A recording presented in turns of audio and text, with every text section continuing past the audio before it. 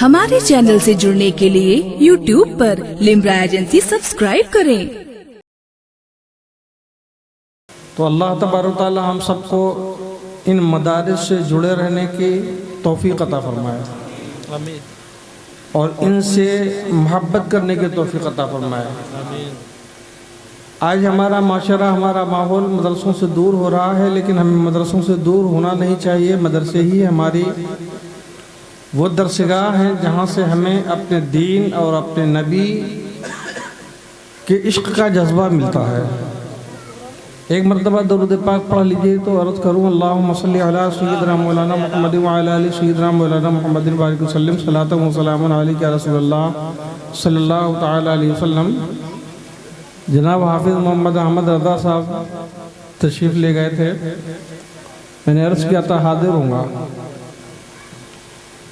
اور جو کچھ ہو سکتا ہے بیان کروں گا۔ بہرحال بیان کرنے کے لیے بہت سے لوگ ہیں اور میں کہیں اور بھی جانا چاہتا ہوں، اس لیے میں بہت ہی مختصر انداز میں آپ سے رخصت چاہوں گا۔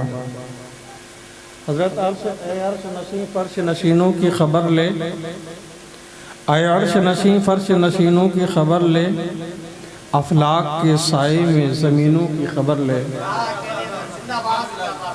اے عرش نشین فرش نشینوں کی خبر لے، افلاک کے سائے میں زمینوں کی خبر لے۔ طوفان تلاطم کے بہت تیز ہیں دھارے، طوفان تلاطم کے بہت تیز ہیں دھارے، اسلام کے کمزور سفینے کی خبر لے، اسلام کے کمزور سفینے کی خبر لے۔ یہ دیکھیے ہمارے حفاظ کرام جو فارغ ہونے والے ہیں وہ آ گئے، ان کو دیکھیے۔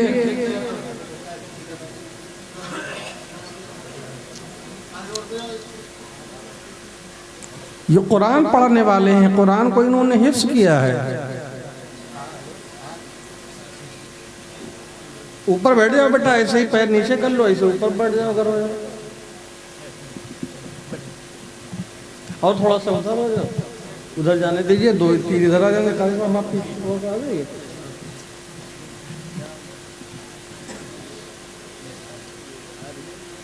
مفتی صاحب قبلہ بیٹھے ہوئے ہیں، بڑی محنت کرتے ہیں، مشقت کرتے ہیں، شہر کے بہت سے فتاوے اور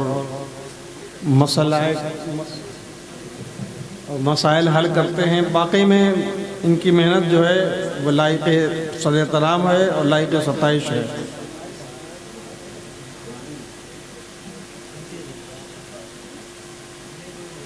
اور ہمارے قاری صاحب کے بہرحال قاری اسرار صاحب جو ہے وہ واقعی میں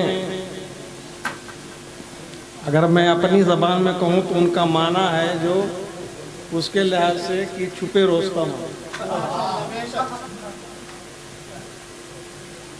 خیر، یہ حفاظ کرام کو دیکھ رہے ہیں نا، یہ قوم کی امانت ہے اور ان کا مرتبہ جانتے ہو؟ بخاری شریف میں آیا ہے، ان علی ابن ابی طالب قال قال رسول اللہ صلی اللہ تعالی علیہ وسلم من قرأ القرآن فاستظہرہ فحل حلالہ وحرم حرامہ ادخلہ اللہ بہ الجنہ او کما قال النبی صلی اللہ تعالی علیہ وسلم۔ حضرت علی مشکل کشائے کائنات فرماتے ہیں، یہ علی وہ علی ہیں کہ حضرت علی فرماتے ہیں کہ جب اللہ تعالیٰ نے ہمیں سورہ فاتحہ کا علم دیا تو مجھے اس سے 1,40,999 علوم حاصل ہوئے۔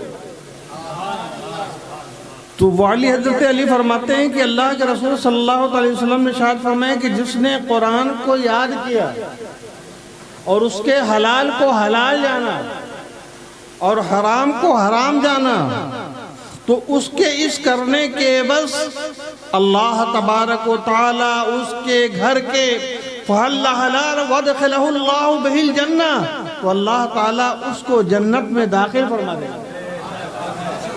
اور آگے اسی حدیث میں ہے کہ اس کے گھر کے 10 ایسے لوگ جن پہ جہنم کی آگ واجب ہو چکی ہوگی، اللہ تبارک و تعالیٰ ان کی وجہ سے ان کی مغفرت فرما دے گا۔ اے مسلمانوں، قرآن پڑھو، قرآن سمجھو، قرآن کو یاد رکھو۔ یہ قرآن پڑھنا بھی ثواب ہے، قرآن کو دیکھنا بھی عبادت ہے، قرآن پہ چلنا بھی عبادت ہے، صرف مصحف قرآن کو کھول کر کے دیکھنا بھی عبادت ہے۔ کل میدان محشر میں اللہ تبارک و تعالیٰ اپنے ایک بندے سے فرمائے گا، اے بندے، اے تالی قرآن، اے قاری قرآن، تو قرآن کی تلاوت کر۔ ذہن میں ایک سوال پیدا ہوتا ہے، مولا یہ دنیا نہیں ہے، یہ آخرت ہے۔ دنیا دار القصب والقرار ہے، دنیا تو کمانے کی جگہ ہے اور پانے کی، یہاں سے جانے کی جگہ ہے، لیکن یہاں تو جزا ملنے کی جگہ ہے، یہاں تو بدلہ ملنے کی جگہ ہے۔ یہاں قرآن کیوں پڑھوایا جا رہا ہے؟ میرا رب فرمائے گا، یہ بندے تو قرآن کی تلاوت کرتا جا، جیسے جیسے تو قرآن کی تلاوت کرتا جائے گا ہم تیرے مراتب کو بلند کرتے جائیں گے، اور رب اتنا بلند کرے گا، اتنا بلند فرمائے گا کہ اس کو جنت میں داخل فرمائے گا۔ مسلمانوں، یہ ایک تالی قرآن کی بات کہی ہے میں نے، جو قرآن کی تلاوت کرتے ہیں، اور حافظ قرآن کے لیے آؤ اللہ کے رسول صلی اللہ تعالیٰ علیہ وسلم ایک مرتبہ راستے میں کہیں رک گئے، رات میں قیام فرمایا۔ ایک صحابی ٹھہرے تھے، آدھی رات میں ان کو جو ہے وہ آواز آئی قرآن کے تلاوت کی۔ کوئی شخص بہت ہی اچھے انداز میں قرآن کی تلاوت کر رہا ہے، اور اس قرآن کو جب انہوں نے سنا تو سوچا کہ پڑھنے جو ہے جو پڑھا جا رہا ہے بہت بہتر، پڑھنے والا کہاں ہے؟ وہ دیکھا ہے رات کا سناٹا ہے، ہو کا عالم ہے، صرف قرآن کی تلاوت کی آواز سنائی دے رہی ہے۔ وہ صحابی رسول ادھر ادھر دیکھتے ہیں لیکن کہیں کوئی نظر نہیں آتا۔ صبح اٹھتے ہیں، اپنے آقا و مولا ماو ملجا کے پاس جاتے ہیں، چارہ ساز درد مندہ کے پاس جاتے ہیں، انیس بے کساں کے پاس جاتے ہیں، حضرت جو ہے اپنے نبی کے پاس جاتے ہیں۔ یا رسول اللہ صلی اللہ تعالیٰ علیہ وسلم، رات کو میرے ساتھ یہ واقعہ پیش آیا کہ میں فلاں جگہ پہ قیام کیے ہوئے تھا، اور وہاں میں نے دیکھا کہ ایک جو ہے شخص کوئی تلاوت قرآن کر رہا ہے، لیکن اس قرآن کے تلاوت کرنے والے کی آواز مجھے سنائی نہ دی۔ اور یا رسول اللہ صلی اللہ تعالیٰ علیہ وسلم، ایک آیت نہیں، دو آیت نہیں، بلکہ پورے سورہ قرآن، پورے سورت کی تلاوت کر ڈالی۔ اللہ کے رسول مسکرائے، یوں مسکرائے جان سی کلیوں میں آ گئی، یوں لب گشا ہوئے کہ گلستان بنا دیا۔ میرے آقا مسکرائے، کہا اے میرے جانے سار صحابی، تم نے سمجھا نہیں، تم نے جانا نہیں، جہاں تم نے قیام کیا تھا وہیں ایک شخص کی مزار قبر ہے، اور وہ قبر میں جو صاحب موجود ہیں، وہ جو شخص موجود ہیں وہ سورہ ملک کے حافظ ہیں، اور دنیا میں سورہ ملک کو پڑھا کرتے تھے۔ آج مرنے کے بعد بھی ان کے قبر سے سورہ ملک کے پڑھنے کی آواز آیا کرتی ہے۔ تو جو قرآن اپنے سینے میں سجا لے، میرا یقین ہے کہ اس کے سینے کو مٹی نہیں کھا سکتی۔ تو اگر تم چاہتے ہو کہ تمہاری بھی عاقبت بنے تو قرآن سے جڑ جاؤ۔ جب تک ہم قرآن پڑھتے تھے معزز تھے، آج ہم نے قرآن کو چھوڑ دیا، آج ہمارا حال کیا ہو رہا ہے۔ آؤ دیکھو، آخری بات میں اپنی کہہ کے گزر جاؤں گا۔ آؤ دیکھو، ایک عورت حضرت امام شافعی کے پاس جاتی ہے، کہتی ہے حضور میں آپ کے پاس آئی ہوں، میرا ایک مسئلہ ہے، حل فرما دیں۔ حضرت امام شافعی فرماتے ہیں کیا مسئلہ ہے؟ فرمایا حضور میری ایک بچی ہے، وہ چھوٹی ہے، جب میں اس کے سر میں کنگھا کرتی ہوں تو اس کی مانگ سیدھی نہیں ہوتی، مانگ سیدھی نہیں ہوتی۔ مانگ جانتے نہیں جانتے؟ بیچ کا وہ حصہ جو نکالتے ہیں، جو حصہ بچتا ہے اسی کو مانگ کہتے ہیں۔ کوئی اور ہوتا قربان جائیے حضرت امام شافعی پہ کوئی اور ہوتا تو کہتا تم اس کے لیے میرے پاس کیوں آئی ہو؟ کسی ڈاکٹر کے پاس جاتے، کسی حکیم کے پاس جاتے، کسی طبیب کے پاس جاتے، لیکن قربان جاؤ حضرت امام شافعی کے ایمان و ایقان پہ۔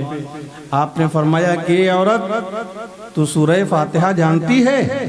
کہا سرکار ہم فاتحہ والے ہیں، سورہ فاتحہ کو کیوں نہ جانیں گے؟ کہا جا سورہ فاتحہ کی ایک آیت اہدنا الصراط المستقیم کو جب کنگھا کرنا تو اسی آیت کو پڑھتی رہنا اور پڑھ کر کے دم کرنا، انشاءاللہ تیرے لڑکی کی بگڑی ہوئی مانگ سنور جائے گی، تیرے لڑکی کی بگڑی ہوئی مانگ سنور جائے گی۔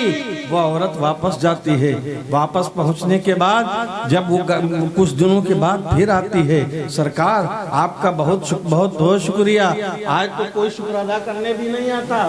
حافظ صاحب کے پاس بہت سے لوگ آتے ہیں، ہاتھ بھی پکڑتے ہیں، پیر بھی چھوتے ہیں، کام نکل گیا کوئی پہچانتا نہیں، لیکن اس وقت اس عورت کو دیکھو، وہ گئی اور کہتی ہے اے امام صاحب آپ کا بہت بہت شکریہ، آپ نے بڑا اچھا نسخہ بتایا، بڑا آسان نسخہ بتایا، اور آسان اس لیے بھی تھا کہ کچھ لگنا نہیں تھا۔ کہا حضور میں نے صرف چند دنوں تک یہ عمل کیا تھا، میرے لڑکی کی بگڑی ہوئی مانگ سنور گئی۔ اے مسلمانوں مجھے کہہ لینے دو کہ قرآن کی اگر ایک آیت پڑھ کر کے دم کر دینے سے ایک عورت کی بگڑی ہوئی مانگ سنور سکتی ہے، تو آج اگر قوم مسلم قرآن پہ عمل شروع کر دے تو اس قوم کی بھی بگڑی ہوئی صورت بدل سکتی ہے۔ آپ اس مدرسے کی حفاظت کے لیے آپ کا فریضہ بنتا ہے، اس کی جو ہے اس کا تعاون کیجئے، اور جو لوگ اس میں شامل ہیں ان سب کے ساتھ رہیے۔ اللہ تبارک و تعالیٰ ان مدارس کو زندہ و پائندہ رکھے، اللہ ہم سب کو نیک عمل کرنے کی توفیق عطا فرمائے۔ وما علینا الا البلاغ۔ السلام علیکم۔